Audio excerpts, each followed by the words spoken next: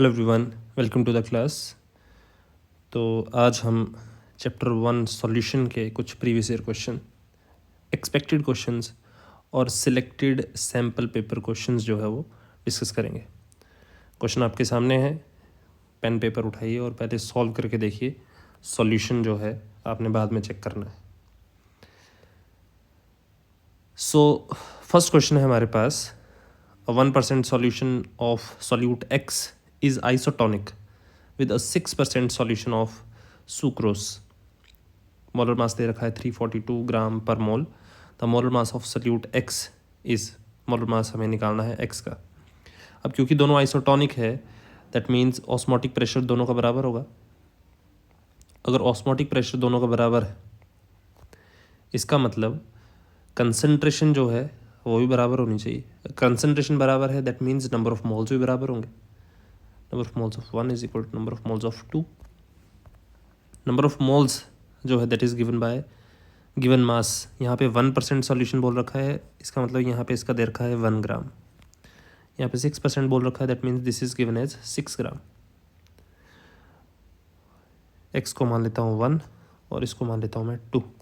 This is 1 number of moles 1 given mass divided by molar mass. Second के लिए given mass is 6 divided by molar mass is 342। तो this is basically 5 and 7। तो m किसके बराबर आ गया? m becomes 57। Correct option is B. Second है, on mixing 10 ml of acetone with 50 ml of chloroform the total volume of the solution will be.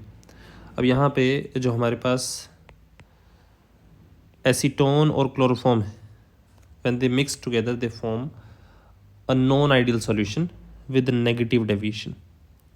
अब negative deviation है तो जो वॉल्यूम है 50 + 10 दैट इज 60 ml, उससे कम वॉल्यूम वाला solution जो है बनेगा। That means the correct option is option number A, 60 ml से कम रहेगा वॉल्यूम क्योंकि नेगेटिव डेविएशन है। नेक्स्ट है the system that forms maximum boiling azeotrope. तो बेसिकली मैक्सिमम बॉइलिंग एजियोट्रॉप क्या है? जो नेगेटिव डेविएशन शो करेंगे। जिसमें नेगेटिव डेविएशन है उसका वेपर प्रेशर कम हो जाएगा, बोलने का मतलब है। अगर वेपर प्रेशर कम हो गया तो इसका मतलब उसको ज़्यादा टेम्परेचर देना पड़ेगा बॉयल करने के लिए। अगर ज़्यादा टेम्परेचर प्रोवाइड करवाना पड़ रहा है, दैट मीन्स वो क्या बना रहा है? Maximum boiling azeotrope.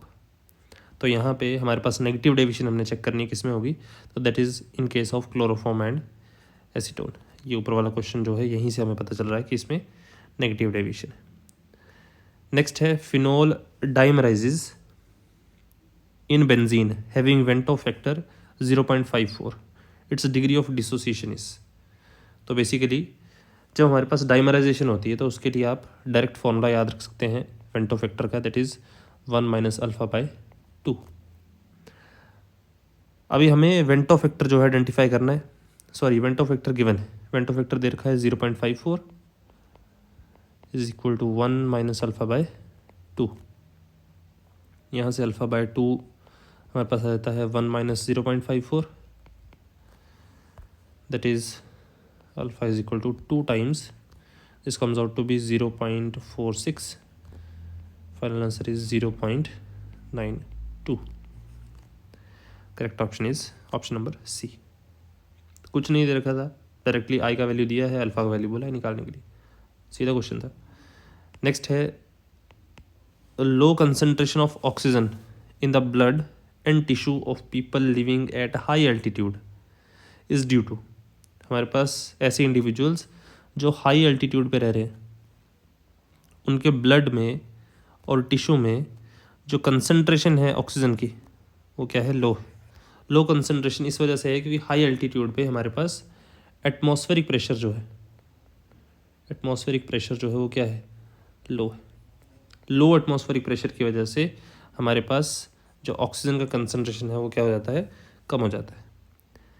नेक्स्ट है, for an electrolyte undergoing association in a solvent the Vento factor.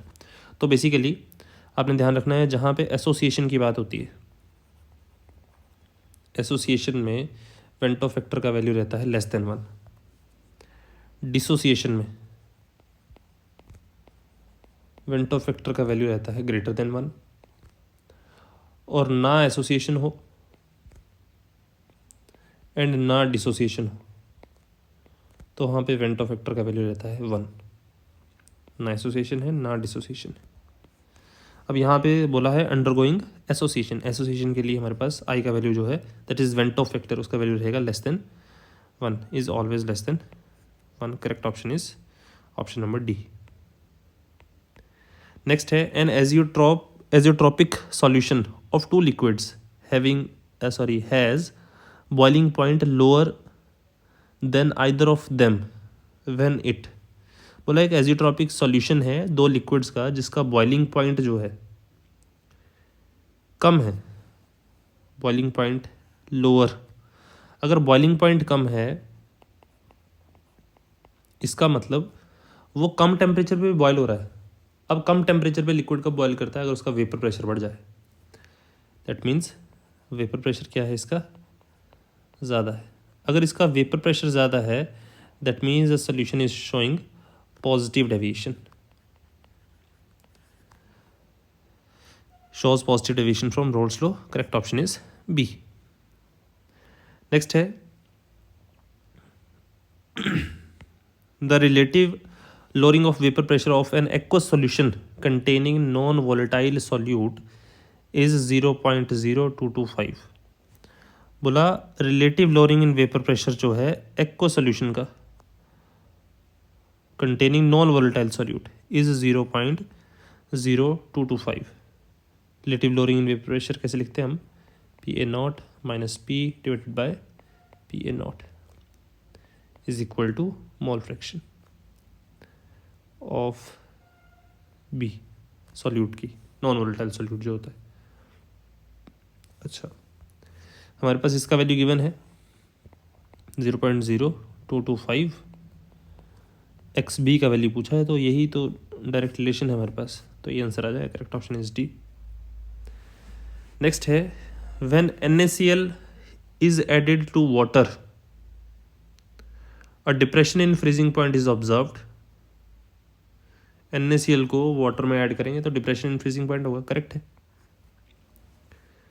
The lowering of vapour pressure of a solution causes depression in the freezing point. Vapour pressure जो है वो कम हो जाएगा जिसकी वजह से डिप्रेशन इन फ्रीजिंग पॉइंट आएगा। This is also correct. Both assertion and reason correct and reason is the correct explanation for assertion. Next है यहाँ पे डेल्टा मिक्सिंग आएगी।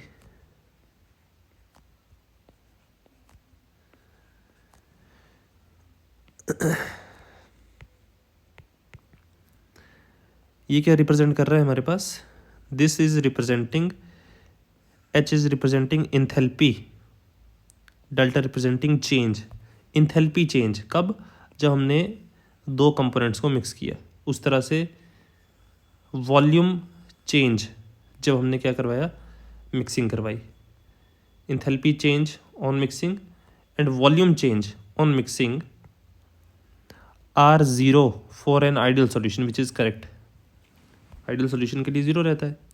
The solution which obeys Raoult's law over entire range of the concentration is called ideal solution. Both are correct.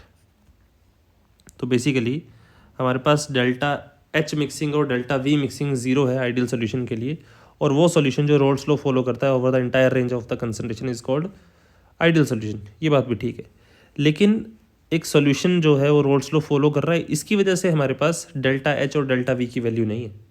इसका मतलब reason is not the correct explanation for assertion. हालांकि individually दोनों statement जो है correct है। Next है delta H mixing delta V mixing are zero for non ideal solution which is incorrect. ये statement गलत है। अब देखो यहाँ पे जब एक स्टेटमेंट गलत हो जाती है तो हमारे पास ऑप्शंस जो होते हैं, फर्स्ट ऑप्शन होता है both assertion reason correct and reason is the correct explanation for assertion। दूसरा होता है assertion is correct, reason is correct, and reason is not the correct explanation for assertion. तीसरा होता है assertion is correct but reason is incorrect. Last होता है assertion is incorrect, reason is correct.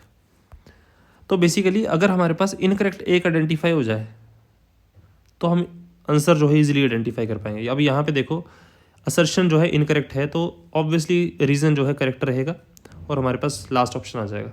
तो हमें सेकंड चेक करने की ज़रूरत ही नहीं है, हमें एक ढूंढना है कि अगर गलत मिल जाए तो। ठीक है जी, होपफुली आप समझ पा रहे होंगे ये चीज़ कि हमें एक मिल जाए, एक स्टेटमेंट अगर गलत मिल जाए तो वो करना ईजी हो जाता है असर्शन रीज़न के केस में। नेक्स्ट देखिए, delta H mixing for an ideal solution is not equal to zero. Delta H mixing जो है वो हमारे पास आइडियल सोल्यूशन के लिए नॉट इक्वल टू ज़ीरो बोल रहा है, बल्कि आइडियल के लिए तो इक्वल टू ज़ीरो होता है। इसका मतलब ये भी करेक्ट इनकरेक्ट है और सेकंड स्टेटमेंट गलत सही होगी, क्योंकि ऑप्शन यही है हमारे पास, ऐसा ऑप्शन तो है ही नहीं कि दोनों गलत है। ठीक है जी।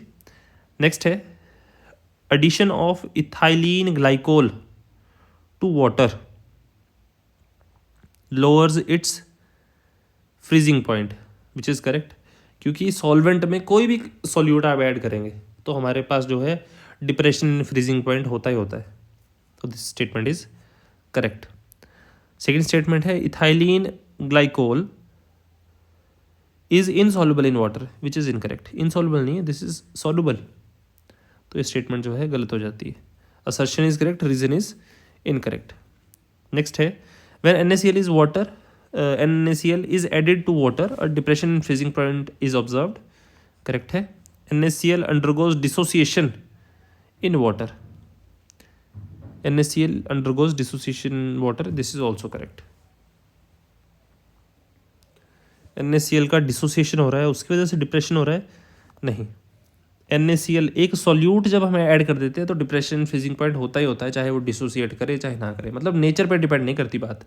तो इसका मतलब reason is not correct explanation for assertion. Next है when NaCl is added in water elevation in boiling point is observed. जब NaCl को वाटर में ऐड किया जाता है तो हमारे पास बॉइलिंग पॉइंट जो है एलिवेट कर जाता है, विच इज़ करेक्ट। लेकिन elevation in boiling point is a colligative property, this is also correct. लेकिन NaCl के वाटर में ऐड करने से एलिवेशन इन बॉइलिंग पॉइंट हो रहा है, okay. Elevation in boiling point is a colligative property, ये रीज़न नहीं है इसका। तो अगेन असर्शन रीज़न दोनों करेक्ट हैं, लेकिन एक दूसरे का करेक्ट एक्सप्लेनेशन जो है नहीं प्रोवाइड करवा रहे। नेक्स्ट देखिए, nitrogen gas is soluble in water at temperature 293 kelvin, the value of KH is 76.48 kilobar. What would be the solubility of nitrogen? Vary, increases, decreases or remains same at temperature above। अगर temperature को 293 kelvin से ज़्यादा कर देते हैं तो solubility में क्या फ़र्क पड़ेगा? If the value of KH rises to 88.8 kilobar. तो बेसिकली यहाँ हमें पता चल रहा है कि with increase in temperature the value of KH increased. अब वो सॉल्युबिलिटी के बारे में बात कर रहे हैं, तो हमें पता है as per Henry's law, Henry's law क्या बोलता है कि हमारे पास जो KH है that is Henry's constant, it is inversely proportional to the solubility. और अगर हमारे पास KH का वैल्यू इंक्रीज कर गया है दैट मीन्स सॉल्युबिलिटी जो है डिक्रीजेस, सॉल्युबिलिटी जो है डिक्रीज कर जाएगी। ठीक है जी। नेक्स्ट देखिए, अब ये क्वेश्चन जो था it looks like a numerical, लेकिन ये असल में हमारे पास कंसेप्चुअल क्वेश्चन था और आपको जो वैल्यूज़ है वो प्रोवाइड करवा रखी थी। तो ऐसे क्वेश्चंस जो है आपने छोड़ने से थोड़ा बचना है, ऐसे क्वेश्चंस को आप इजीली अटेम्प्ट कर पाएंगे अगर आप वैल्यूज़ पे थोड़ा ध्यान दें। नेक्स्ट है क्लोरोफॉर्म एंड एसीटोन, दोनों का बॉइलिंग पॉइंट दे रखा है, are mixed to form an azeotrope. The mole fraction of acetone in a mixture is 0.339. Predict whether the boiling point of azeotrope formed will be 60 degree, 64.5 degree और 54 degree. Defend your answer with reason. अब यहाँ पे एक चीज़ मैं आपको बता दूं कि एसीटोन का ये जो मोल फ्रैक्शन दे रखा है ये हमारे पास क्वेश्चन को एक न्यूमेरिकल लुक देने के लिए जो है प्रोवाइड है, अदरवाइज इसका कोई यूज़ नहीं है।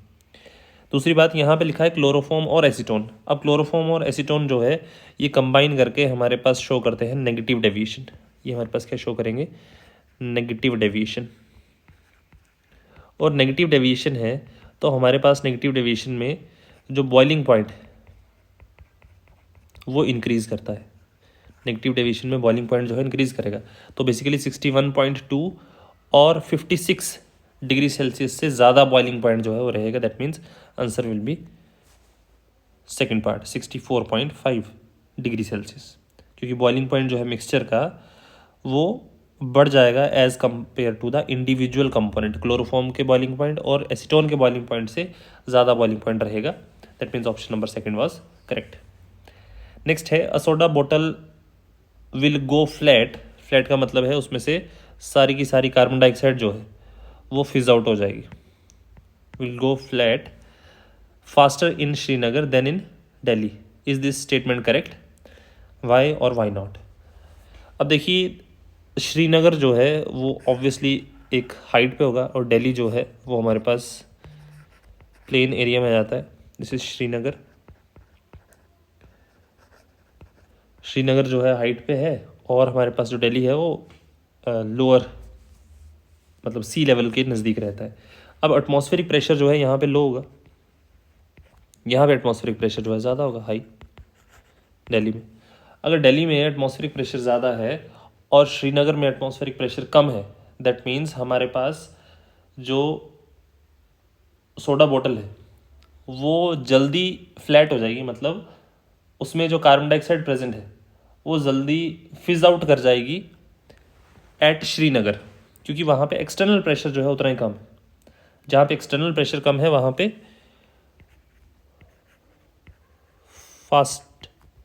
फास्टर फिजिंग आउट और यहाँ पे स्लोअर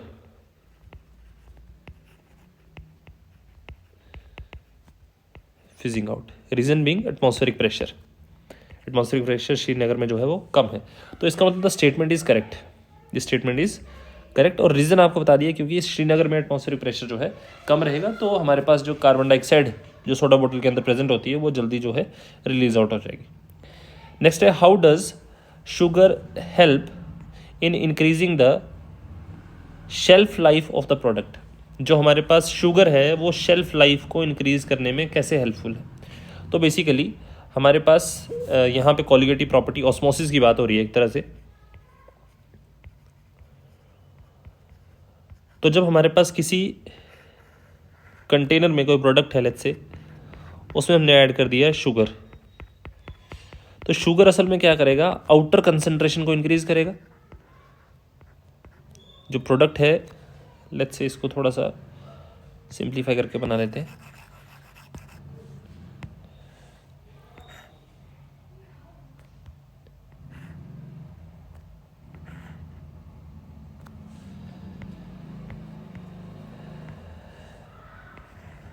लेट्स से कोई प्रोडक्ट है और यहाँ पे हमने ऐड कर दिया है शुगर। अब क्योंकि शुगर हमने ऐड किया है तो जो प्रोडक्ट है उसके बाहर कंसंट्रेशन ज़्यादा है। उसके बाहर जो है कंसंट्रेशन क्या है? ज़्यादा है। अगर ज़्यादा कंसंट्रेशन है, हायर कंसंट्रेशन है, तो उसकी वजह से हमारे पास जो सॉल्वेंट पार्ट प्रोडक्ट के अंदर प्रेजेंट होगा वो बाहर आ जाएगा।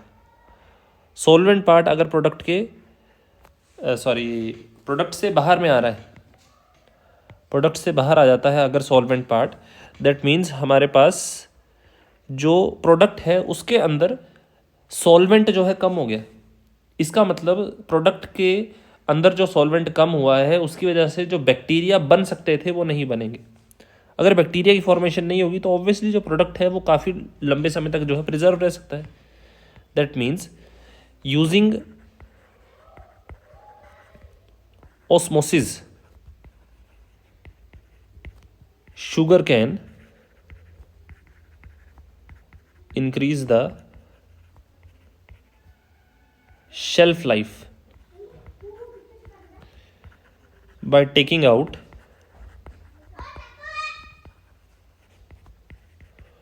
excess solvent present within, जो सॉल्वेंट पार्टिकल प्रेजेंट होंगे विद इन, उसको जो है रिमूव आउट कर देगा और उसकी वजह से जो प्रोडक्ट है वो लंबे समय तक जो है प्रिजर्व हो पाएगा। ठीक है जी। नेक्स्ट है, why does a solution containing non volatile solute have higher boiling point than a pure solvent, why is elevation of boiling point as a colligative property. तो बेसिकली हमारे पास नॉन वोलेटाइल सोल्यूट जो है अगर solution में add किया है तो उसका बॉइलिंग पॉइंट ज़्यादा होगा as compare to pure solvent. तो इसमें देखिए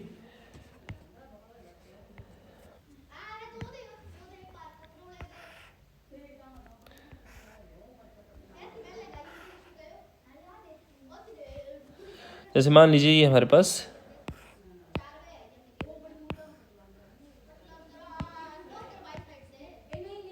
दो कंपोनेंट आ गए, यहाँ पे हमारे पास जो है pure solvent, this is solvent, this is solvent, और यहाँ पे हमारे पास सॉल्वेंट के साथ साथ यहाँ पे कुछ सॉल्यूट पार्टिकल जो है वो भी प्रेजेंट है। अगर सॉल्यूट पार्टिकल प्रेजेंट है दिस इज सॉल्यूशन बेसिकली, अगर सिर्फ सॉल्वेंट ही प्रेजेंट है तो ये दिस इज प्योर सॉल्वेंट।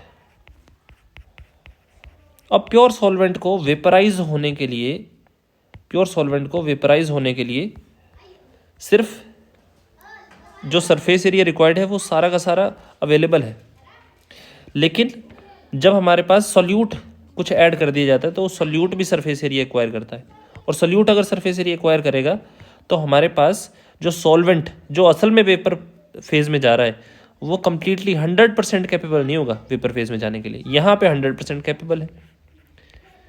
अब 100% कैपेबल नहीं है सॉल्यूशन के केस में, दैट मीन्स हमें वेपर प्रेशर सफिशिएंट जनरेट करने के लिए टेम्परेचर इंक्रीज करना पड़ेगा। अब सफिशिएंट क्यों जनरेट करना है, क्योंकि बॉइलिंग जो है, बॉइलिंग कब होती है, जब एक्सटर्नल प्रेशर बाहर से जो प्रेशर लग रहा है और इंटरनल प्रेशर, अंदर वाला प्रेशर कौन सा है, वेपर प्रेशर जो वेपर्स की वजह से है, वो वेपर प्रेशर और एक्सटर्नल प्रेशर जब बराबर हो जाते हैं उस टाइम पे हमारे पास लिक्विड जो है बॉयल करता है। लेकिन यहाँ पे सॉल्यूशन के केस में हमारे पास सॉल्वेंट जो है वो कंप्लीटली कैपेबल नहीं है वेपर प्रेशर क्रिएट करने के लिए, रीजन बीइंग सॉल्यूट पार्टिकल जो है कुछ सरफेस पे रह जाएंगे, और जिसकी वजह से हमारे पास जो है इसका बॉइलिंग पॉइंट जो है बढ़ जाता है, ज़्यादा टेम्परेचर प्रोवाइड करना पड़ता है इसको बॉयल करने के लिए। ठीक है जी। तो ये फर्स्ट क्वेश्चन हो गया। सेकंड बोल रहा है, why is the elevation of boiling point is a colligative property. Elevation in boiling point जो है वो कोलिगेटिव प्रॉपर्टी क्यों है। Elevation in boiling point colligative property इसलिए है क्योंकि it depends upon amount of solute, amount of solute added irrespective of nature of solute। कौन सा सॉल्यूट ऐड किया है इस पे डिपेंड नहीं करेगा, लेकिन कितना सॉल्यूट ऐड किया है इस पे डिपेंड करेगा कि हमारे पास जो बॉइलिंग पॉइंट है वो कितना ज़्यादा है, कम हुआ, सॉरी कितना इंक्रीज कर गया, कितना एलिवेट कर गया। इसलिए ये कोलिगेटिव प्रॉपर्टी, कि कोलिगेटिव प्रॉपर्टी का डेफिनेशन है कि हमारे पास अगर अमाउंट पे डिपेंड करेगा तो उसको हम बोलते हैं कोलिगेटिव प्रॉपर्टी, और नेचर से वो इंडिपेंडेंट होगा। ठीक है जी। नेक्स्ट है हमारे पास, अ 6% solution of glucose is isotonic with 2.5% solution of unknown organic substance, calculate the molecular mass. इसी से रिलेटेड क्वेश्चन जो है हमने थोड़ी देर पहले जो है ऊपर, आई थिंक फर्स्ट क्वेश्चन ही था, फर्स्ट क्वेश्चन जो है इसी से रिलेटेड था, सेम कंसेप्ट पे है। तो ये मैं क्वेश्चन आपके लिए छोड़ रहा हूँ, ये आप सॉल्व करें और कमेंट सेक्शन में बताएं क्या आंसर आएगा इसका। ठीक है जी, ये आपको होमवर्क है। इसके अलावा हमारे पास नेक्स्ट क्वेश्चन देखिए, नेक्स्ट है, colligative property help in determining the molecular mass of solutes. Colligative properties जो है वो हमारे पास मोलर मास ऑफ सॉल्यूट जो है उसको डिटरमाइन करने की एक मेथड है। The method based on which colligative property is preferred over other, the method based on which colligative property, okay, quality property बतानी है, is preferred over the other for determining molecular mass of biomolecules and why. तो basically quality property पूछ रहा है कि किस quality property को हम प्रेफर करते हैं मॉलिक्यूलर मास डिटरमाइन करने के लिए, तो that is osmotic pressure. Osmotic pressure, और ऐसा क्यों है, क्योंकि ऑस्मोटिक प्रेशर जो है वो this property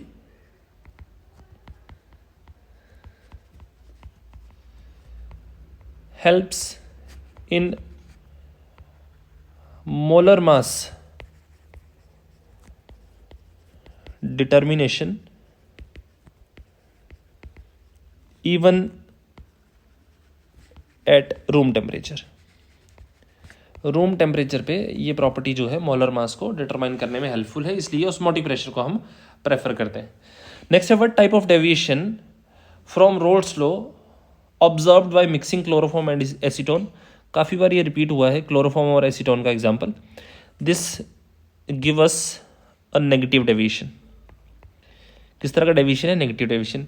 Y is a decrease in vapour pressure observed on mixing chloroform and acetone. तो बेसिकली नेगेटिव डेविएशन, अभी हमें ये पता चल गया है कि नेगेटिव डेविएशन ये प्रोवाइड कर रहा है, या लेट्स से हमें नहीं मालूम होता। अभी क्वेश्चन को थोड़ा सा इसका पॉइंट ऑफ व्यू देखते हैं। फर्स्ट में पूछा है किस तरह की डेविएशन है क्लोरोफॉर्म और एसीटोन, और मान लो हमें नहीं मालूम कि क्लोरोफॉर्म और एसीटोन जो है वो कंबाइन करके नेगेटिव डेविएशन देते हैं। सेकेंड लाइन में देखो लिखा है why is a decrease in vapour pressure. बोला वेपर प्रेशर में डिक्रीज क्यों हुआ?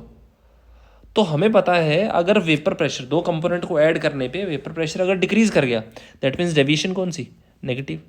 तो बेसिकली क्वेश्चन में ही आंसर दे रखा है इन्होंने, तो फर्स्ट पार्ट का आंसर आ गया कि नेगेटिव डेविएशन है। अब नेगेटिव डेविएशन क्यों है ये आपको पता है कि अगर नेगेटिव डेविएशन है दैट मीन्स सॉल्यूट और सॉल्वेंट में इंटरेक्शन अच्छी होगी। तो basically strong interaction between chloroform and acetone, strong interaction between chloroform and acetone causes decrease in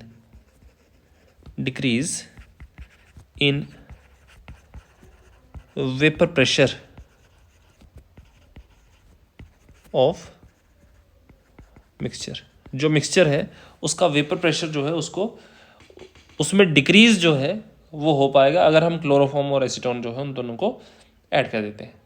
ठीक है जी, क्योंकि उनमें इंटरेक्शन स्ट्रॉन्ग होगी, अच्छी इंटरेक्शन होगी। बोलने का मतलब सॉल्यूट सॉल्वेंट इंटरेक्शन अच्छी है as compare to solute solute and solvent solvent interaction.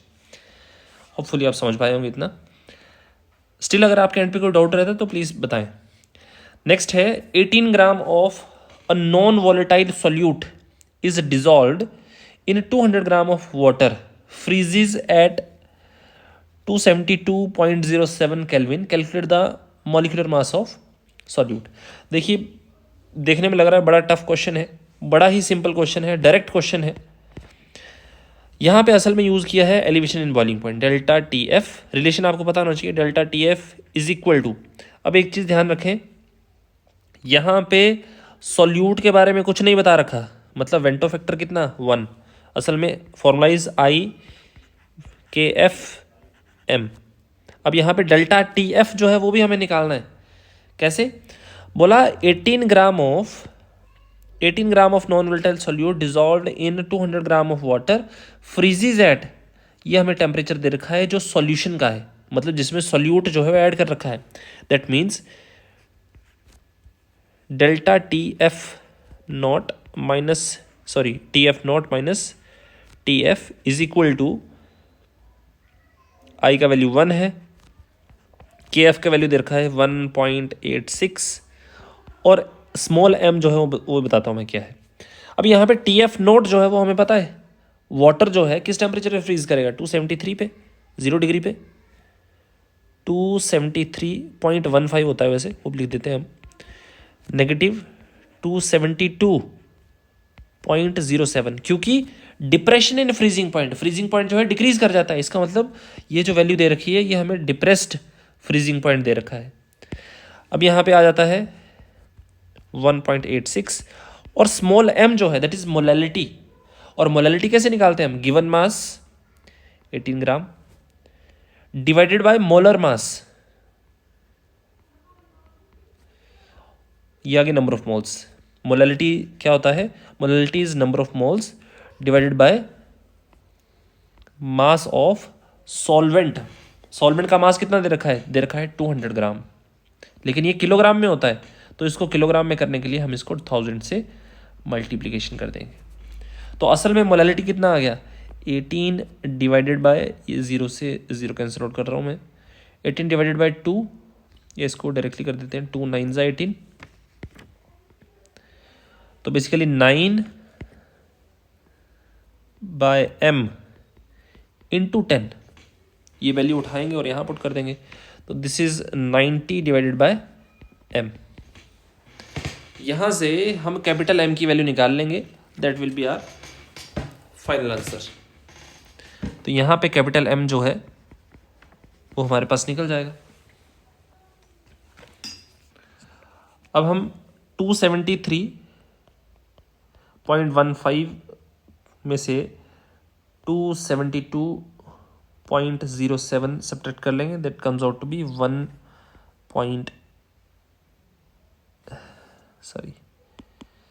M की वैल्यू अगर निकालेंगे, ये इसको पहले कैलकुलेट ही कर लेते हैं, 1.08, this comes out to be 1.86 times 90, that is 167.4 divided by capital M। Capital M हमारे पास आ जाएगा 167.4 divided by 1.08, that is 155 gram per मोल। ये हमारे पास आंसर आ गया। ठीक है जी, this is the final answer. इसी कंसेप्ट पे नेक्स्ट क्वेश्चन है, a solution containing 60 gram of non volatile solute in 250 gram of water freezes at this temperature, calculate the molar mass. Same concept है, कोई change नहीं है, सिर्फ values जो है उनका फर्क है। तो ये आपके लिए होमवर्क है, ये भी क्वेश्चन आपने सॉल्व करना है, नहीं होगा तो बताना है, और इसका आंसर जो आप निकालेंगे क्वेश्चन नंबर के साथ आपने मेंशन करना है कि इतना आंसर आया है। नेक्स्ट देखिए, a 5% solution of sodium sulphate dot 10H2, molecular weight दे रखा है 322, is isotonic with 2% solution of non electrolyte non volatile substance X, find the molecular weight of X। Molecular weight जो है हमें फाइंड आउट करना है। अब देखो क्वेश्चन जो है इसका कंसेप्ट हमने पहले पढ़ रखा है, लेकिन इसमें हल्का सा जो है चेंज है, क्योंकि बोला है दोनों आइसोटोनिक है, that means π1 is equal to π2, लेकिन π1 सोडियम सल्फेट जो है वो हमारे पास जो है इलेक्ट्रोलिटिक है, डिसोसिएट करेगा। इसका मतलब यहाँ पे वेंटो फैक्टर कंसीडर करना जरूरी, IC1RT। सेकेंड सोल्यूट जो है, सेकेंड कंपाउंड जो है उसमें बोला है नॉन इलेक्ट्रोलाइट नॉन वोलेटाइल, इसका मतलब वो डिसोसिएशन नहीं करेगा, तो यहाँ पे वेंटो फैक्टर 1 हो जाएगा, तो C2RT। सोडियम सल्फेट जो है 2 सोडियम देगा और 1 सल्फेट देगा, टोटल आइंस कितने देगा 3, तो I का वैल्यू कितना हो गया 3। कंसंट्रेशन है given mass that is 5% divided by molar mass 322, RT तो कैंसिल हो जाएगा। C2 given mass 2 gram divided by molar mass, वो हमें निकालना है कैपिटल M।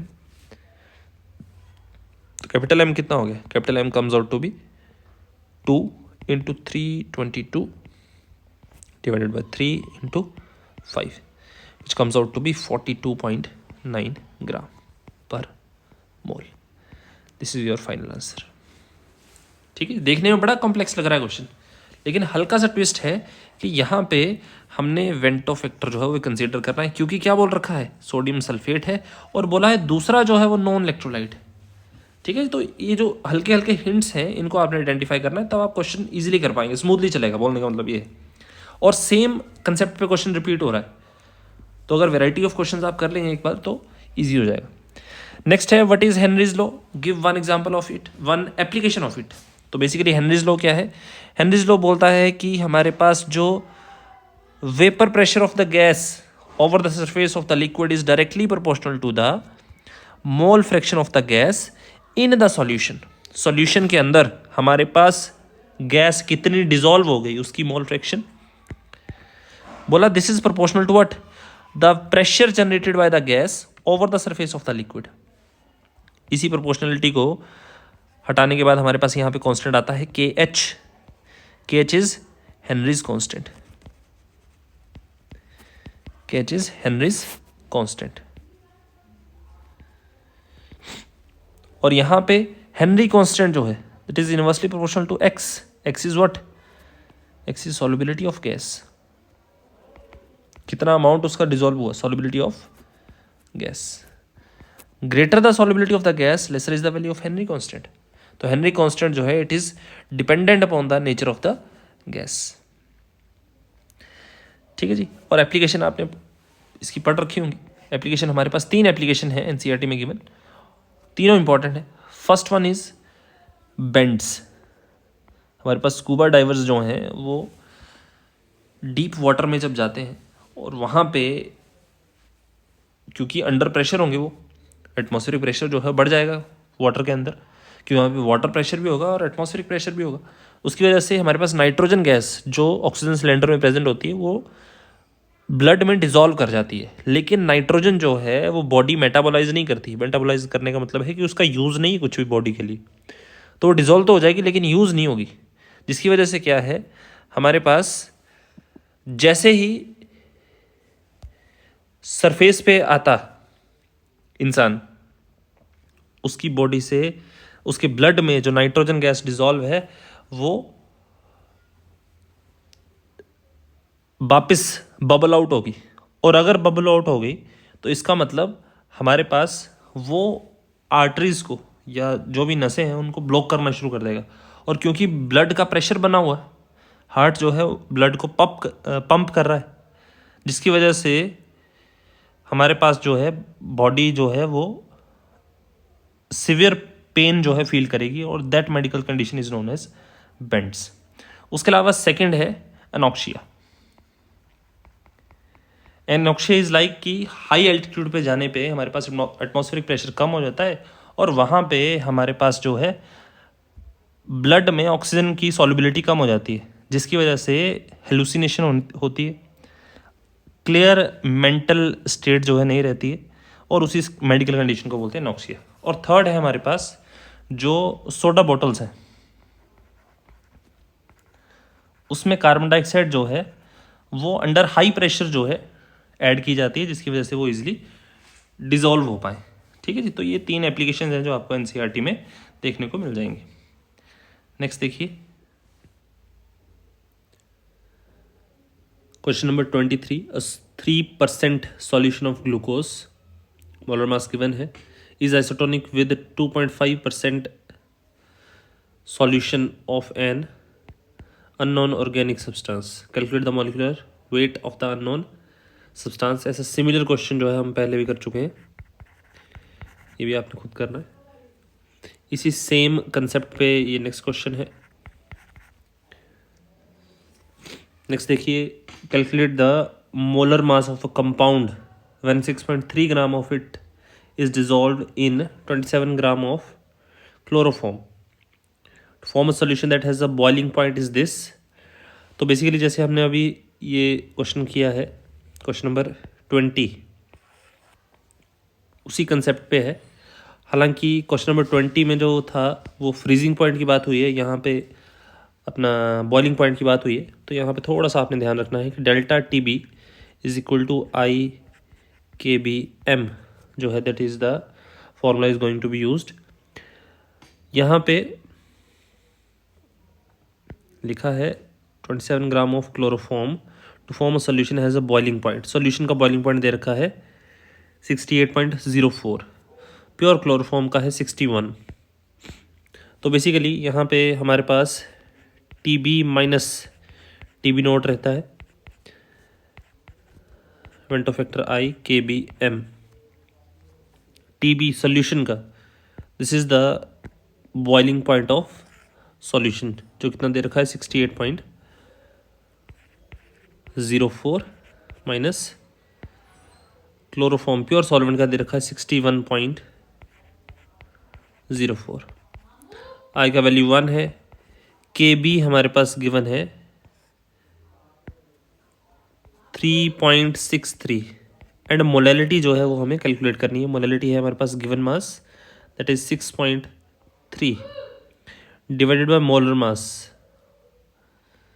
मोलर मास हम कैलकुलेट करेंगे, मोलर मास ऑफ क्लोरोफॉर्म, एक minute, the molar mass of the compound, अच्छा मोलर मास हमें कैलकुलेट करना है capital M, divided by mass of chloroform दे रखा है कितना 27 ग्राम, लेकिन ये ग्राम में है और मोलैलिटी में हमारे पास जो सॉल्वेंट का मास है दैट इज इन केजी, तो यहाँ पे 1000 से मल्टीप्लिकेशन होगी अलग से। तो basically this comes out to be 6.3 divided by M times 27 into 1000। तो ये सारा कैलकुलेट करके हम m का वैल्यू जो है वो कैलकुलेट कर पाएंगे। ठीक है जी, तो आपने ऑब्जर्व किया होगा कि ये सिमिलर है जैसा हमने क्वेश्चन नंबर 20 में किया था। यहाँ पे भी सेम वे से हमने क्वेश्चन सॉल्व किया, लेकिन यहाँ पे फ्रीजिंग पॉइंट की बात हुई थी और यहाँ पे बात हो रही है किसकी, बॉइलिंग पॉइंट की। नेक्स्ट है molal depression constant. Define molal depression constant. तो बेसिकली जो हमारे पास डिप्रेशन इन फ्रीजिंग पॉइंट है उससे रिलेटेड है ये term.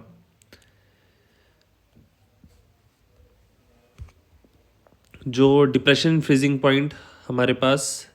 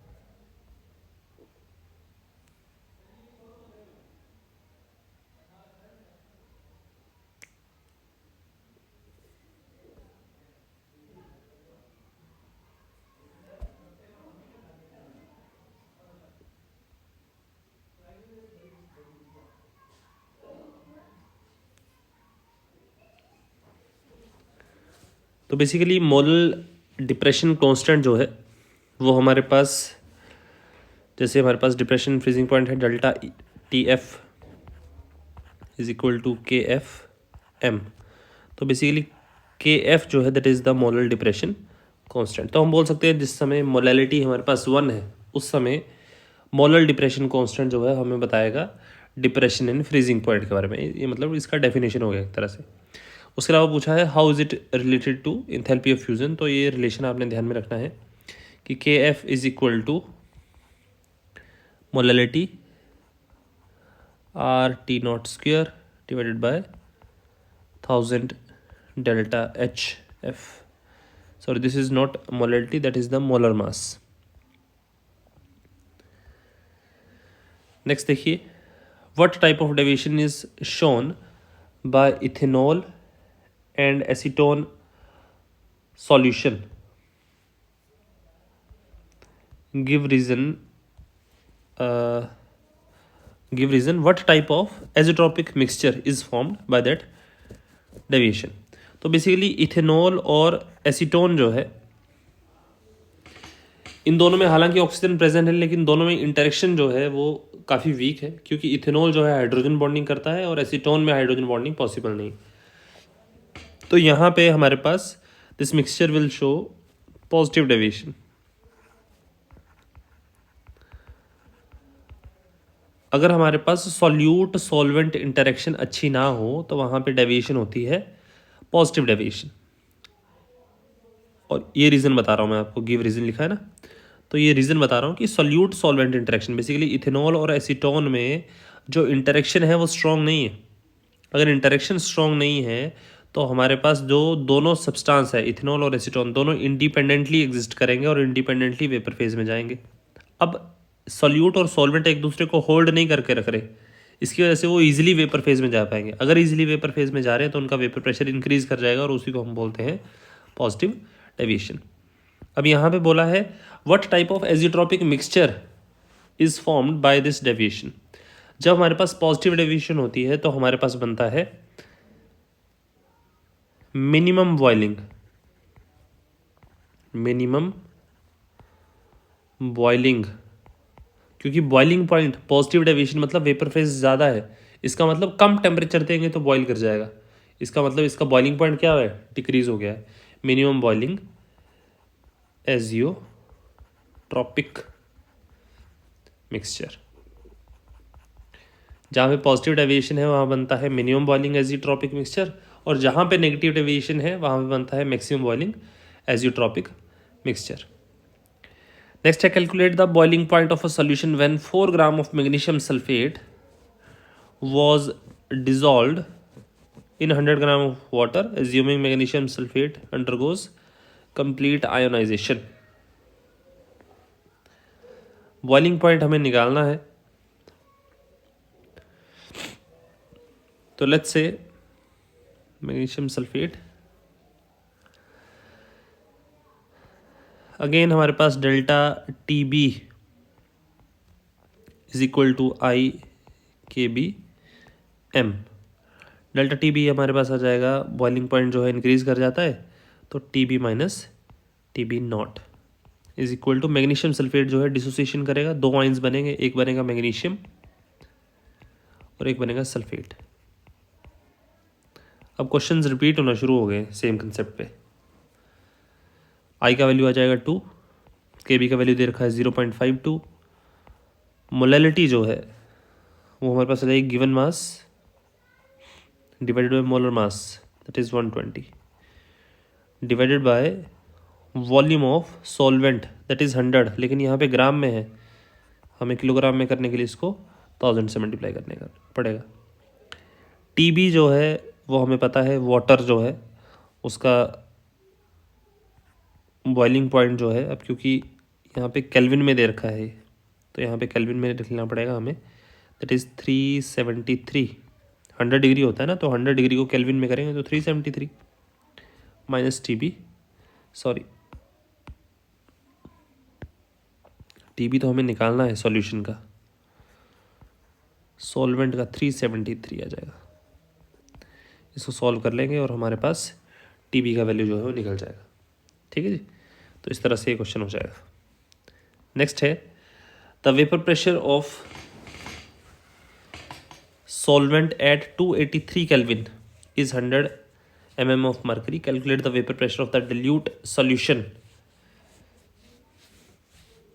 containing 1 mole of strong electrolyte AB in 50 moles of the solvent. Calculate the vapor pressure of the dilute solution containing 1 mole of strong electrolyte AB in 50 moles of solvent.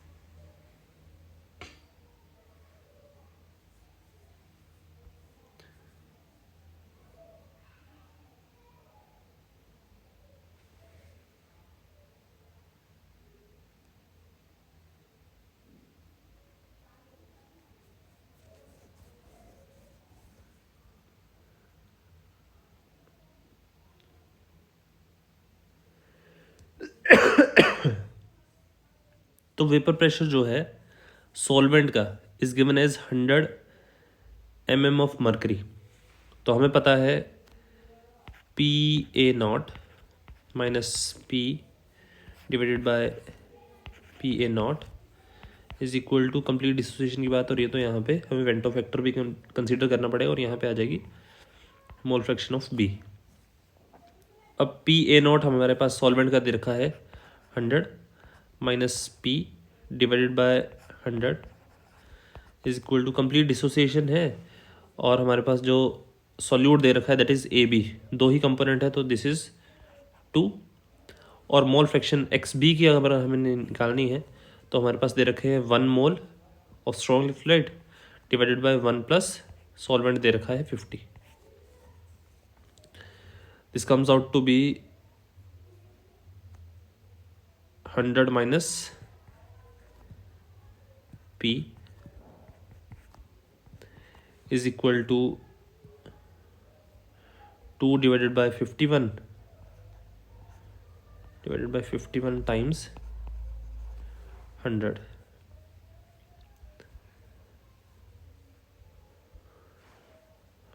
तो basically हमारे पास आ जाएगा P is equal to 100 minus, ये हमारे पास calculate करके आ जाएगा रफली 3.92। तो हमारे पास आ जाएगा 3.92, 100 में से अगर हम निकालते हैं दिस इज़ रफली 80.69 mm ऑफ मर्करी।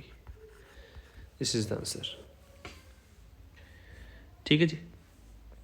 नेक्स्ट देखिए, solution is prepared by dissolving 5 gram of non volatile solute in 200 gram of water. It has the vapour pressure of this calculate the molar mass of the solvent of the solute, sorry, vapour pressure of pure का vapour pressure दे रखा है 32। ठीक है जी। तो relative lowering in vapour pressure वाली property ये भी आप खुद करेंगे, ये भी हमने ऊपर डिस्कस किया है। सिमिलर क्वेश्चन, सिमिलर कंसेप्ट पे क्वेश्चन है। मैं आपको क्वेश्चन वही दे रहा हूँ जो हमने एक बार डिस्कस कर लिया है, और ये छोड़ नहीं देने हैं। अगर अटैम्प्ट नहीं करेंगे तो नहीं आएंगे, नहीं सीख पाओगे, तो अटैम्प्टेशन करनी है इसकी। नेक्स्ट है हमारे पास रिवर्स ऑस्मोसिस। तो बेसिकली हमारे पास ऑस्मोसिस देख लेते हैं थोड़ा सा।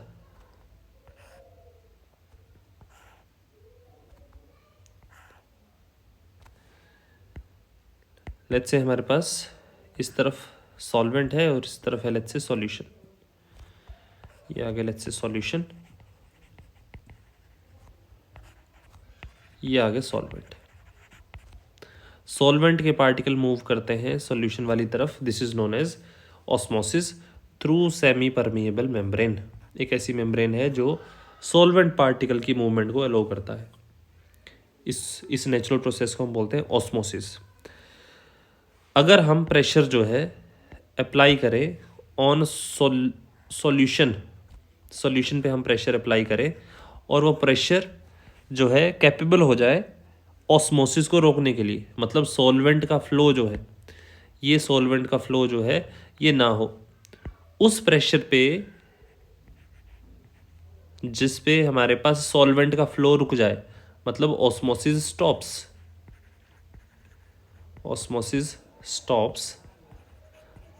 उस प्रेशर को हम बोलते हैं ऑस्मोटिक प्रेशर। उस प्रेशर को बोलते हैं ऑस्मोटिक प्रेशर। और अगर एक्सटर्नल प्रेशर, अप्लाइड प्रेशर जो है is greater than osmotic pressure pi, तो हमारे पास ऑस्मोसिस जो है रिवर्स हो जाती है और उसको हम बोलते हैं रिवर्स ऑस्मोसिस। जिस अप्लाइड प्रेशर पे हमारे पास ऑस्मोसिस रिवर्स होना शुरू हो जाए, मतलब ऑस्मोटिक प्रेशर से ज़्यादा प्रेशर अगर हम अप्लाई करेंगे तो ऑस्मोसिस रिवर्स हो जाएगी, और उसी को हम क्या बोलते हैं, रिवर्स ऑस्मोसिस बोलेंगे। जहाँ पे हमारे पास सॉल्वेंट का फ्लो जो है वो सॉल्वेंट से सॉल्यूशन की तरफ ना होके सॉल्यूशन से सॉल्वेंट की तरफ हो, उसको हम बोलेंगे रिवर्स ऑस्मोसिस। नेक्स्ट है, why are aquatic species more comfortable in cold water in comparison to warm water. क्योंकि एज पर हेनरीज लॉ हमारे पास जो सॉल्युबिलिटी है, क्योंकि कोल्ड वाटर है, लो टेम्परेचर पे सॉल्युबिलिटी ज़्यादा है, solubility of oxygen is more in cold water as compared to warm water. इसी वजह से aquatic life जो है cold water में ज़्यादा stable है. Next है, if a solution containing 2 gram of glucose in 100 gram of water is prepared at 303 Kelvin, if the vapor pressure of the pure water is this, what would be the vapor pressure of the solution? Again हमारे पास relative lowering in vapor pressure वाली property जो है लगेगी. हमें vapour pressure निकालना है solution का, pure का दे रखा है. ठीक है जी.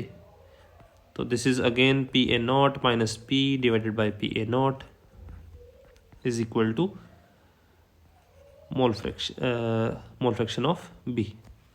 सब कुछ गिवन है क्वेश्चन में. और अब यहाँ पे थोड़ा सा ट्विस्ट ये है कि गिवन मास दे रखा है, हमें मोल्स में कन्वर्ट करना है इसको. तो बेसिकली एक्स ए का वैल्यू में एक्स बी का वैल्यू निकाल देता हूँ.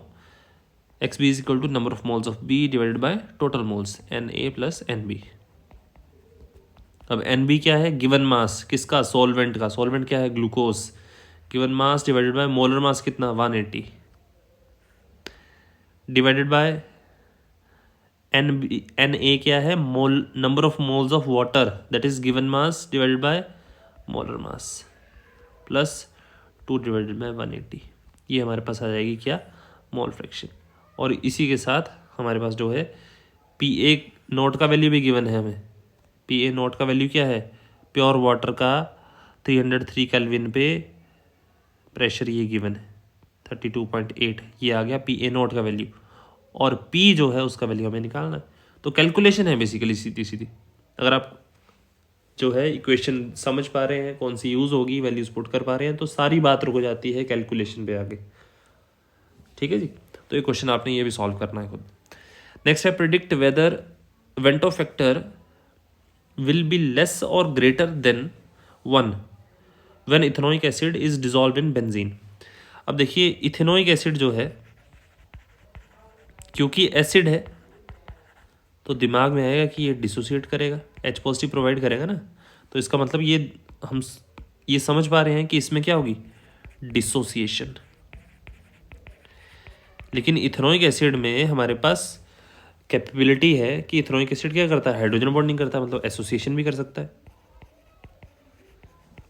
अब अगर डिसोसिएशन कर रहा है तो वेंटो फैक्टर ग्रेटर देन 1, लेकिन अगर एसोसिएशन कर गया तो van't factor less than 1.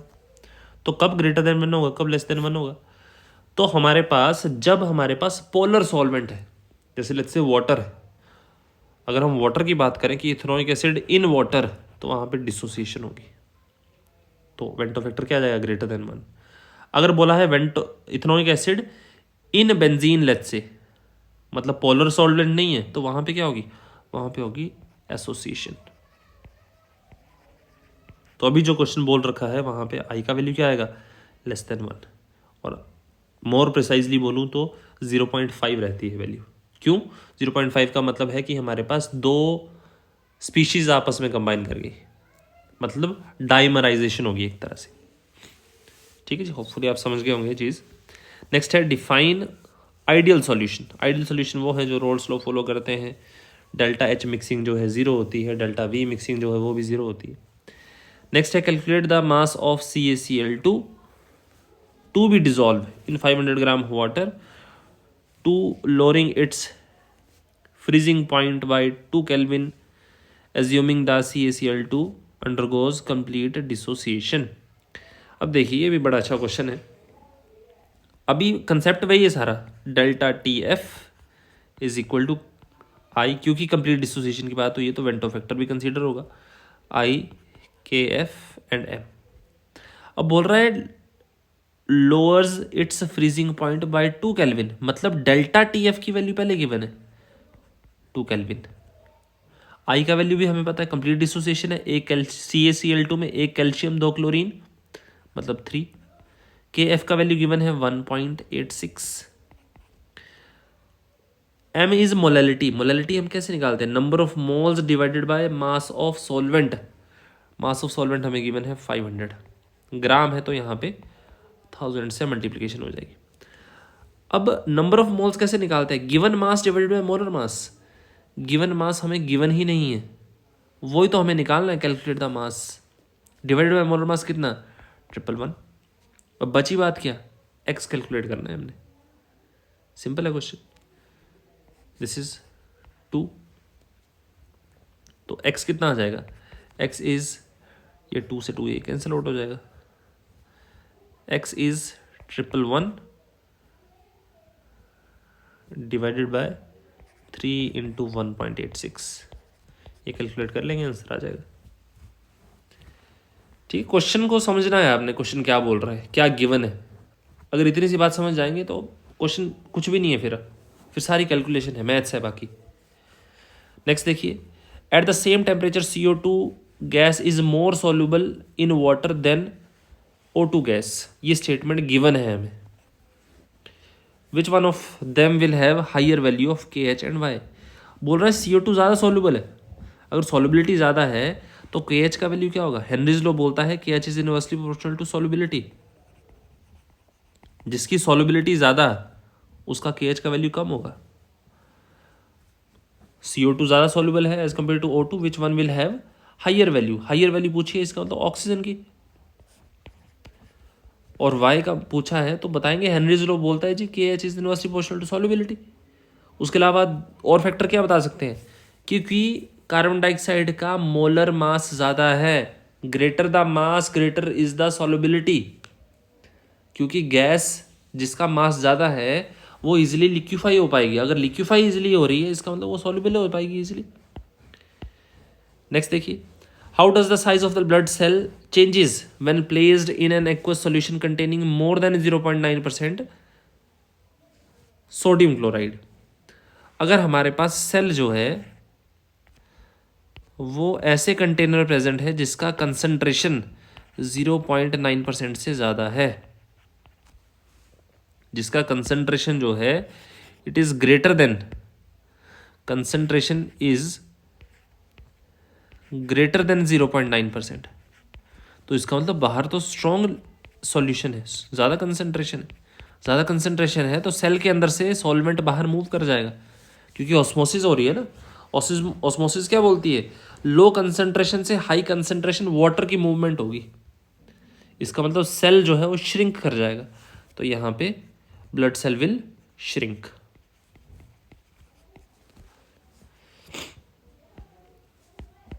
Next देखिए, 1 molal aqueous solution of electrolyte A2B3 is 60% ionised, calculate the boiling point of solution. ये देखने में लग रहा है 60% बोला है, पता नहीं क्या करना होगा इसमें। यहाँ पे delta TB is equal to I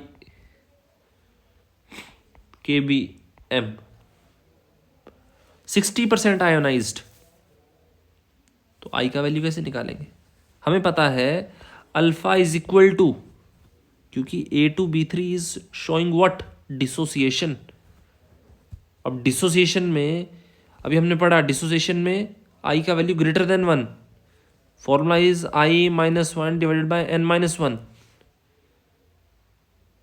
जो हमारे पास डिसोसिएशन होने पे नंबर ऑफ आइंस बनेंगे वो कितने, A2B3 है, 2 A बनेंगे, 3 क्या बनेंगे B, तो 5। N का वैल्यू कितना 5, अल्फा कितना 60% के हिसाब से 0.60, I-1 डिवाइडेड बाय N का वैल्यू कितना आया था 5, 2 A बनेंगे, 3 B बनेंगे, 5-1 that is I-1 is equal to 0.64 into 0.60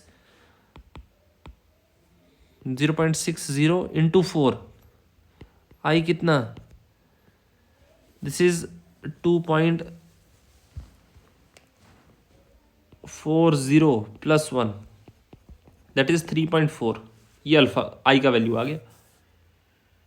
calculate the boiling point of the solution, boiling point solution का निकालना है। डेल्टा TB क्या होगा, delta TB is equal to TB minus TB not is equal to I का value 3.4, KB का value दे रखा है 0.52, मोलैलिटी आपको दे रखी है 1 मोलल लिखा है ना।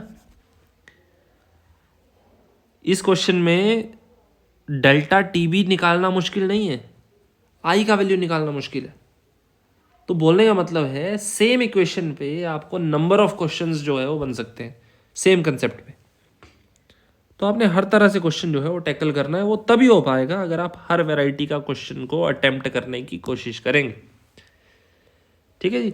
अब ये निकाल लेंगे आप, टीबी बोला निकालने को, टीबी नोट कितना होगा, क्योंकि वाटर की बात हुई है तो टीबी नोट, अब ये ध्यान रखें यहाँ पे केल्विन में है, तो टीबी नोट जो है वो आपने केल्विन में लिखना है, 373 केल्विन, और टीबी का वैल्यू निकाल लीजिए।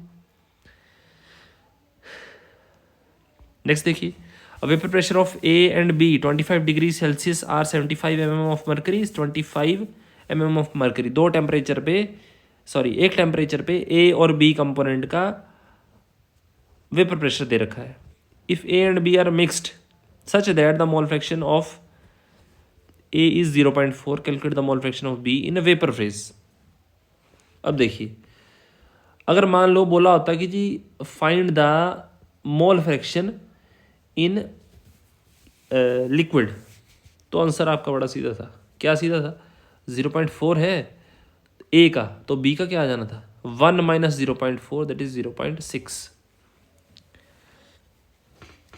लेकिन आपको बोला है मोल फ्रैक्शन निकालनी है वेपर फेज में, और इसका फॉर्मूला दे रखा है एनसीईआरटी में, हालांकि लिखी दो लाइन नहीं है, लेकिन वेपर फेज में अगर आपने मोल फ्रैक्शन निकालनी है, लेट्स से वाई बी, तो वो किसके बराबर, P naught of B and एक minute, P Y B is equal to, कहाँ गया, P B, P B divided by P total, ये ठीक है जी। ये है हमारे पास। अभी आपने टोटल प्रेशर तो निकाल लेंगे, वो कैसे निकालेंगे, टोटल प्रेशर हमें पता है 20, पी ए नॉट हमारे पास दे रखा है 75 इंटू मोल फ्रैक्शन कितनी, पी ए की, ए कंपोनेंट की मोल फ्रैक्शन दे रखी है 0.4 प्लस 25 इंटू 0.6, ये आ गया पी टोटल। पी टोटल आप निकाल लेंगे, कैलकुलेट कर लेंगे। इसके अलावा P B is equal to, इसी इक्वेशन को जो फर्स्ट इक्वेशन लिखी है इसी को हम ऐसे भी लिखते हैं, P B is equal to Y B into P total. अब वाई बी किसके बराबर होगी, Y B is equal to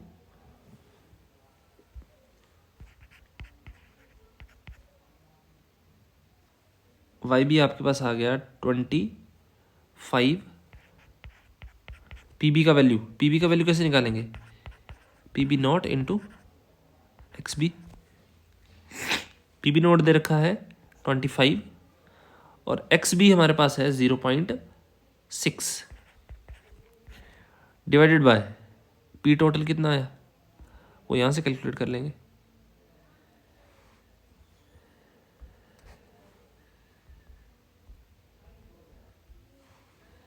क्या आ जाएगा आपके पास, पी टोटल आ गया 30 प्लस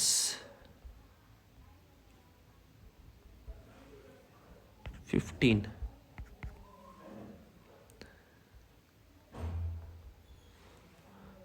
तो हमारे पास आ जाएगा 15 डिवाइडेड बाय 45, तो बेसिकली दिस इज 0.33, ये आंसर आ गया आपके पास। ठीक है जी। तो बेसिकली इस क्वेश्चन में जो मेन फॉर्मूला आपको ध्यान में रखना है दैट इज दिस वन। ये क्वेश्चन आपके, ये फॉर्मूला आपके लिए नया हो सकता है, बाकी आपने पढ़ा है, रोल स्लो है, बाकी सारा रोल स्लो चल रहा है और कुछ नया नहीं है इसमें। नेक्स्ट है define colligative property, which colligative property is preferred for the, ये अभी ऊपर देखा हमने क्वेश्चन। नेक्स्ट है why are equimolar solution of sodium chloride and glucose not isotonic.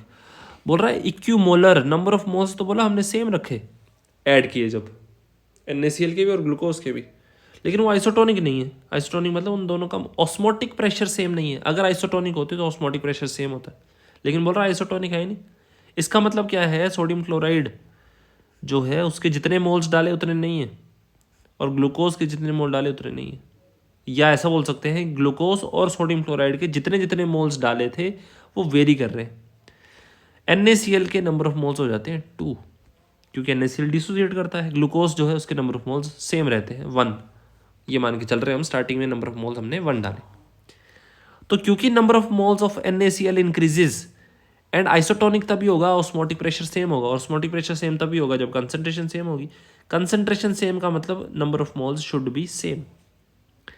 अब ऑस्मोटिक प्रेशर क्योंकि एक कोलिगेटिव प्रॉपर्टी है, depends upon the number of moles irrespective of the nature of the substance added. तो इस वजह से NaCl के केस में क्योंकि नंबर ऑफ मोल्स 2 टाइम्स हो जाते हैं एज कंपेयर टू ग्लूकोज, तो ऑस्मोटिक प्रेशर जो है इसलिए अलग हो जाता है, और इसलिए दोनों के दोनों आइसोटोनिक नहीं है। ठीक है जी। नेक्स्ट देखिए, नेक्स्ट है हमारे पास the following table contains osmotic pressure data for 3 compounds dissolved in various solvents.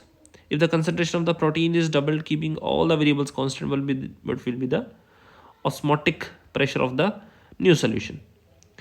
जो न्यू सोल्यूशन है उसमें ऑस्मोटिक प्रेशर पे क्या चेंज आएगा अगर हम कंसंट्रेशन जो है उसको डबल कर देते हैं, किसकी, प्रोटीन की। प्रोटीन की कंसंट्रेशन अगर डबल हो जाएगी तो ऑस्मोटिक प्रेशर ऑब्वियसली डबल हो जाएगा, क्योंकि pi is equal to CRT। ठीक है जी। नेक्स्ट है, when 1 litre of cellulose solution was heated at 315, its osmotic pressure changes to this, what will be the molecular mass of the solution? So हमें यहाँ पे डायरेक्टली जो relation है pi is equal to CRT वो use करना है। Pi is equal to C is concentration, तो concentration is number of moles per unit volume RT, और यहाँ पे नंबर ऑफ मोल्स को हम निकालेंगे given mass divided by molar mass into volume RT। अब यहाँ से क्योंकि मोलर मास हमें निकालने को बोला गया है इसमें, what would be the molar mass, तो मोलर मास M जो है that comes out to be W divided by pi into volume RT। अब करना कुछ नहीं है, यहाँ से आप जो है 12 किसकी बात हुई है, सेलुलोज की, 12.5 ग्राम जो है ये वेट आ जाएगा गिवन मास पर लीटर है। इसका मतलब हमारे पास वॉल्यूम कितना आ गया, 1 लीटर। ये वैल्यूज पुट कर देता हूँ मैं, 12.5 जो R है दैट इज 0.083, टेम्परेचर बोल रखा है आपको कितना, 315 डिवाइडेड बाय ऑस्मोटिक प्रेशर जो है वो चेंज हुआ है 0.00248, ये हमें गिवन है क्वेश्चन में कि ऑस्मोटिक प्रेशर हमने चेंज कर दिया, और वॉल्यूम है 1 लीटर। ये 1 लीटर कहाँ से है, यहाँ पे कंसंट्रेशन जो है ग्राम पर लीटर है, मतलब 12.5 ग्राम जो है 1 लीटर में प्रेजेंट है। यहाँ से हम M की वैल्यू जो है वो कैलकुलेट कर लेंगे, that comes out to B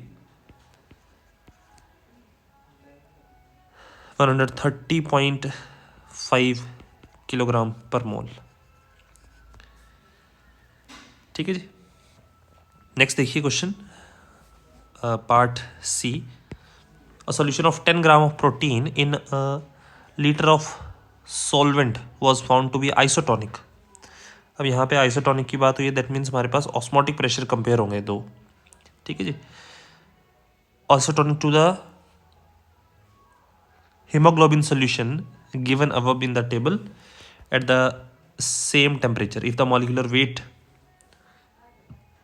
of the protein is 130,000 gram per mole, but with the molecular weight of hemoglobin। तो बेसिकली हमारे पास मान लेते हैं जो ऑस्मोटिक प्रेशर है pi 1 is equal to pi 2, मान लेते हैं pi 1 is for hemoglobin and pi 2 is for let's say protein. तो basically pi is equal to CRT, C1 RT रहेगा, this is C1 RT, sorry C2RT, C1 हमारे पास आ जाता है given mass divided bye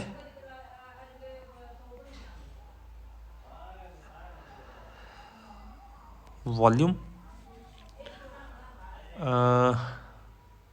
sorry given mass divided by molar mass into volume. हमें पूछा है मॉलिक्यूलर वेट।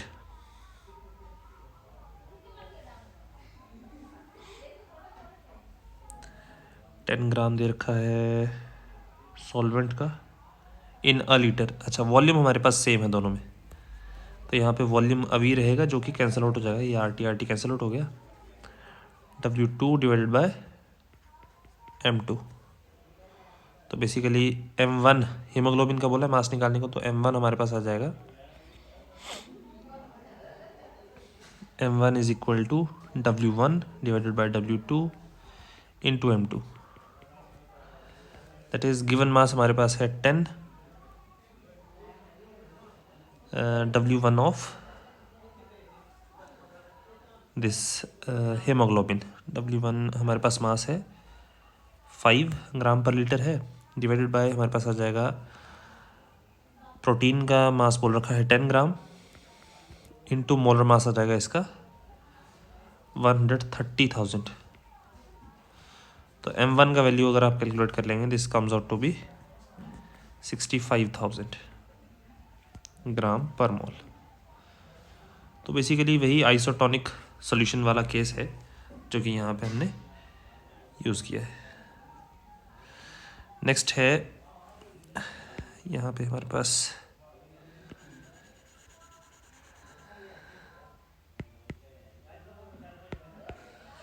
थोड़ा सा टाइपिंग मिस्टेक है।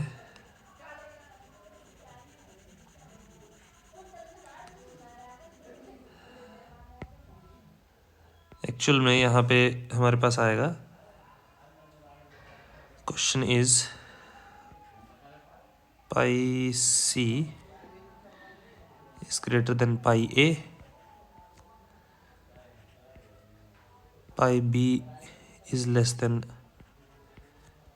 pi A and pi B is less than pi C, ऐसा है।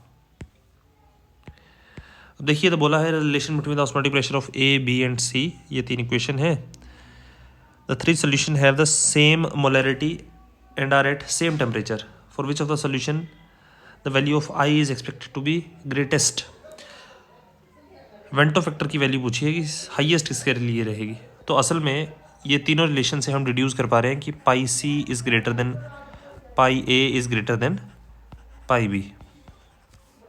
अगर C का ऑस्मोटिक प्रेशर सबसे ज़्यादा है, इसका मतलब उसमें हमारे पास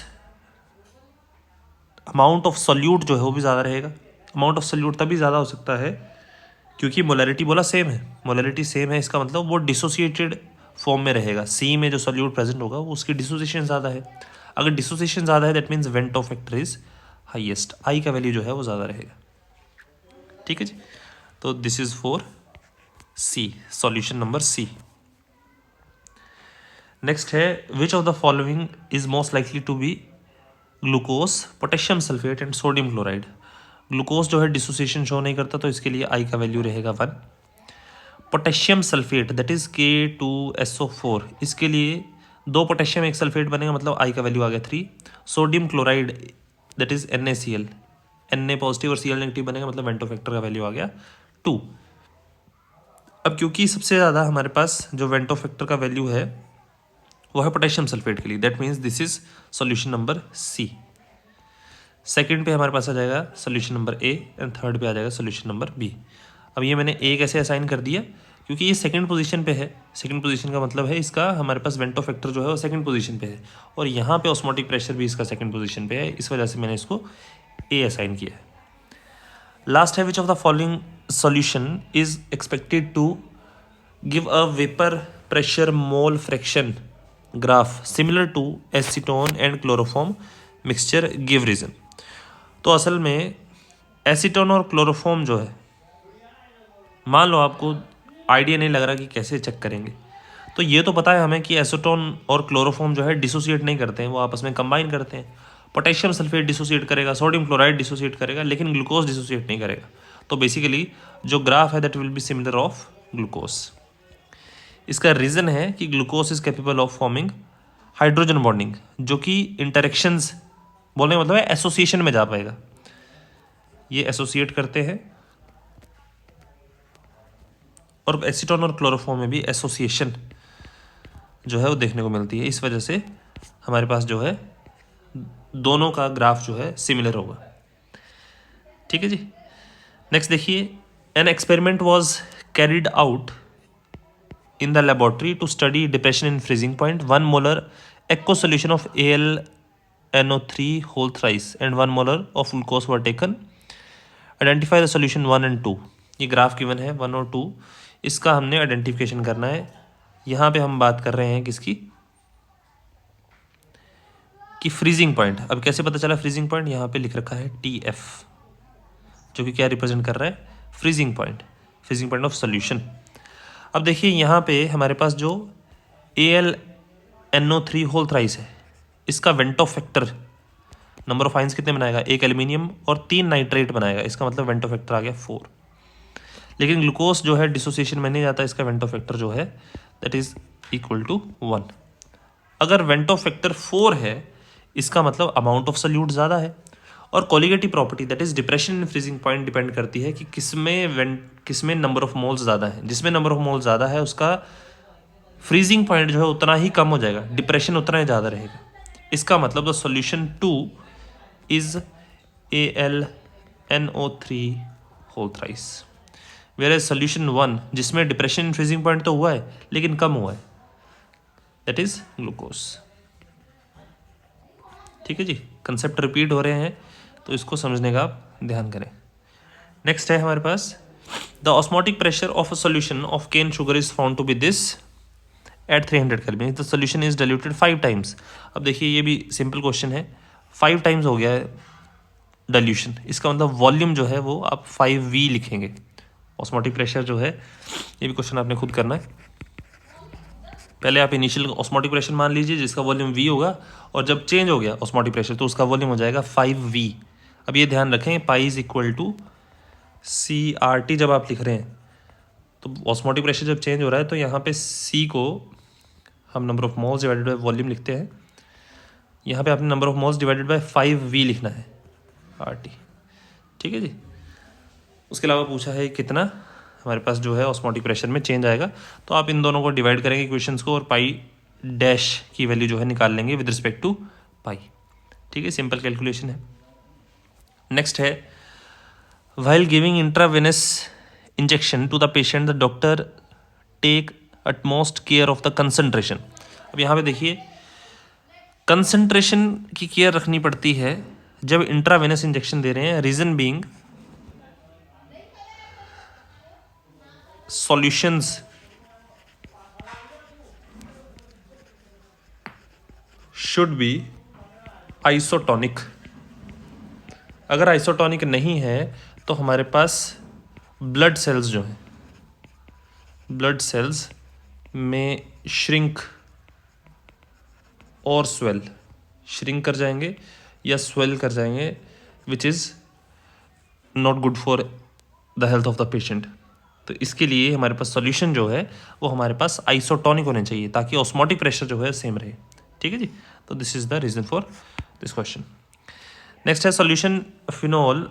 अ solution of phenol was obtained by dissolving this much of phenol in 1 kilogram of benzene experimentally is found to be 73% associated. Again इसी तरह का क्वेश्चन हमने ऊपर किया था जहाँ पे 60% एसोसिएशन या डिसोसिएशन था शायद, तो वहाँ पे ये बेसिकली यहाँ से हम अल्फ़ा का वैल्यू निकालते हैं 0.73।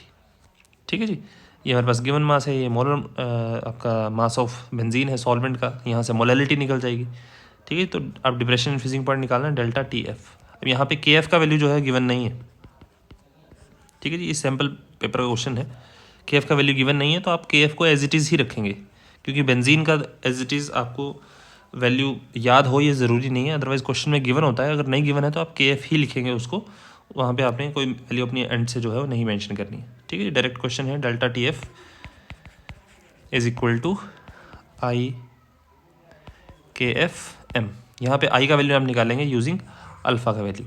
और एक चीज़ और ध्यान रखें, क्योंकि फिनोल है, फिनोल जो है डाइमराइज कर जाएगा, फिनोल जो है आपस में कंबाइन कर जाएगा, और आपस में कंबाइन करके हमारे पास जो यहाँ पे फॉर्मूला है अल्फ़ा का, alpha is equal to 1 minus I divided by 1 minus 1 over N.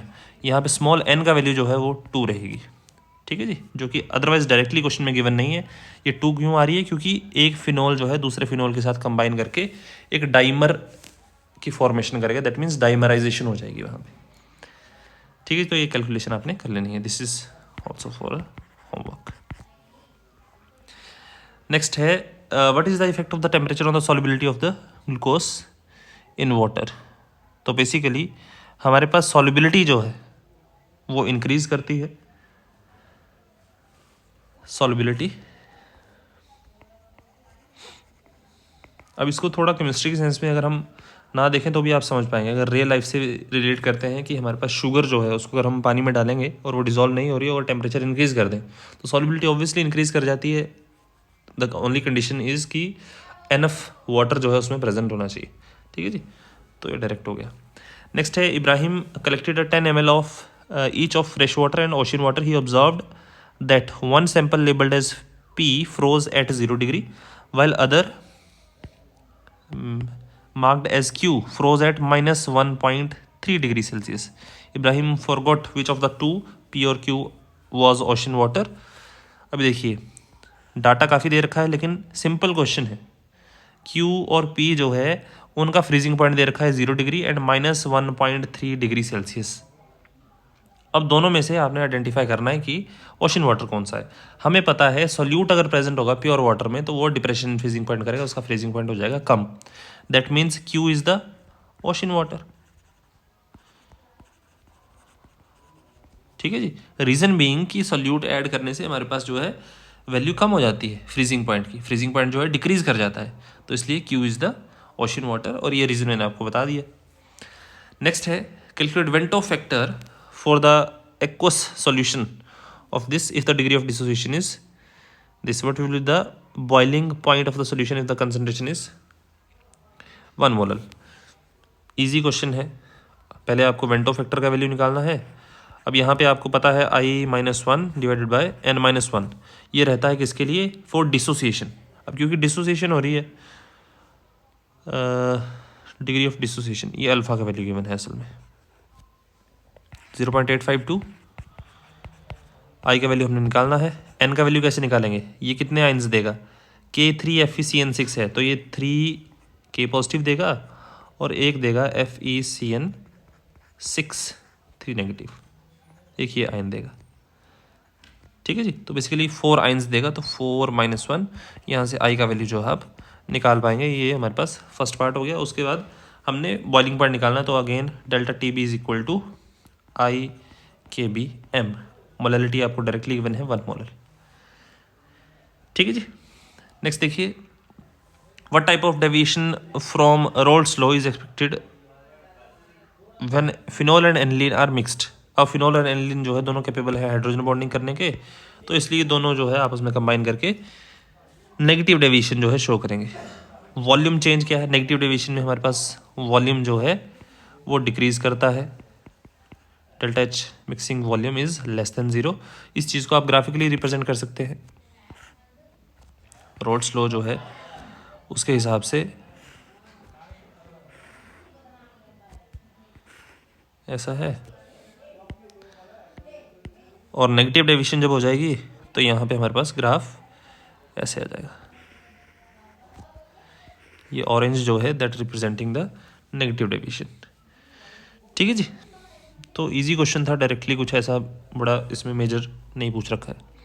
Next है the vapour pressure of the pure water at certain temperature is this if 1 molar of non volatile electrolyte. अच्छा ये चीज़ ध्यान रखें, dissociation association कुछ नहीं हो रहा है यहाँ पे, मतलब वेंटो फैक्टर का वैल्यू नहीं यूज होगा। The resultant vapour pressure, okay, the vapour pressure of the pure water, calculate the okay, तो हमारे पास यहाँ पे P A not minus P divided by P A not is equal to mole fraction हमारे पास है if 1 mole of a non volatile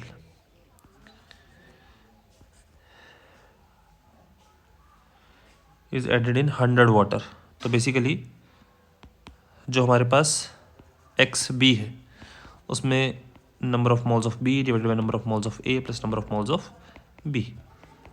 number of moles of B जो है आपको गिवन है 1 मोल डिवाइडेड बाय 1 प्लस वाटर के moles आपने निकालने हैं। गिवन मास कितना 100 डिवाइडेड बाय मोलर मास कितना 18।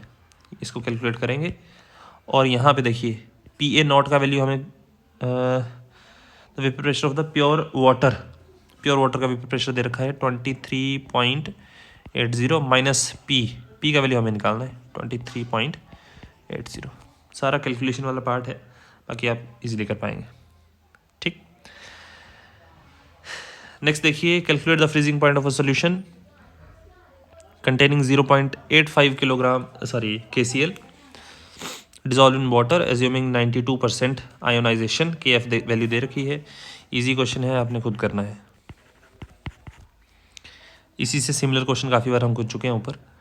while performing practical it is directed to bottle of ammonia is to be cooled before opening seal but before opening what is the consequence she faced. तो basically ammonia जो है वो vaporise हो जाता है तो internal pressure जो है काफ़ी इंक्रीज़ कर जाएगा, तो एकदम से जो है बॉटल ब्लास्ट भी हो सकती है और मतलब due to internal pressure cool down इसीलिए कर रहे हैं उसको ताकि उसमें जो पार्टिकल्स जो हैं वो जो वेपराइज हुए हैं वो दोबारा सॉल्युबिलिटी में चलाएं, क्योंकि टेम्परेचर डिक्रीज़ करेंगे तो सॉल्युबिलिटी ऑफ गैस इंक्रीजेज। ठीक है जी। नेक्स्ट है out of 1 molar sucrose and 1 molar urea which one will have more osmotic pressure. 1 molar of sucrose and 1 molar of urea, तो बेसिकली दोनों का ऑस्मोटिक प्रेशर जो है सेम रहेगा। रीजन बीइंग क्योंकि जो osmotic pressure it is a colligative property, और ये नेचर ऑफ सॉल्यूट पे डिपेंड नहीं करेगी। It is independent of the nature of solute, मतलब सुक्रोज है यूरिया है इस पर डिपेंड नहीं कर रहा, वो देख रहा है कितना अमाउंट डाला है। अब क्योंकि दोनों डिसोसिएशन एसोसिएशन कुछ नहीं करेंगे तो इसका मतलब दोनों का ऑस्मोटिक प्रेशर जो है वो सेम रहेगा। नेक्स्ट है calculate the boiling point of a solution prepared by adding this much of NaCl। ये क्वेश्चन रिपीट है, अभी हमने ऊपर किया था। नेक्स्ट है which of the following solution has higher freezing point. तो बेसिकली 0.05 मोल है और ये कितने कंपोनेंट बनाएंगे Al2SO4 होल थ्राइस, 2 एल्यूमिनियम बनेंगे और 3 बनेंगे सल्फेट। यहाँ पे 0.1 और यहाँ पे K3 है, 3 पोटेशियम और एक बनेगा हमारे पास FeCN6 3 नेगेटिव। तो basically this comes out to be 0.05 into 5. This is 0.1 into 4. This is 0.25. This is 0.4. 3 to 5. 0.05.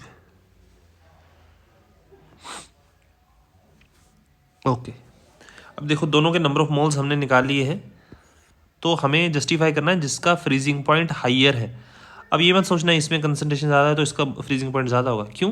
क्योंकि सॉल्यूट ऐड करने से फ्रीजिंग पॉइंट में डिक्रीज होता है। जिसमें सॉल्यूट ज़्यादा होगा उसका फ्रीजिंग पॉइंट डिक्रीज ज़्यादा होगा। इसका मतलब इसका फ्रीजिंग पॉइंट जो है वो लोएस्ट रहेगा और इसका रहेगा हाईएस्ट। तो अमाउंट ऑफ सॉल्यूट पे जो है वो डिपेंड कर रहा है। ठीक है जी।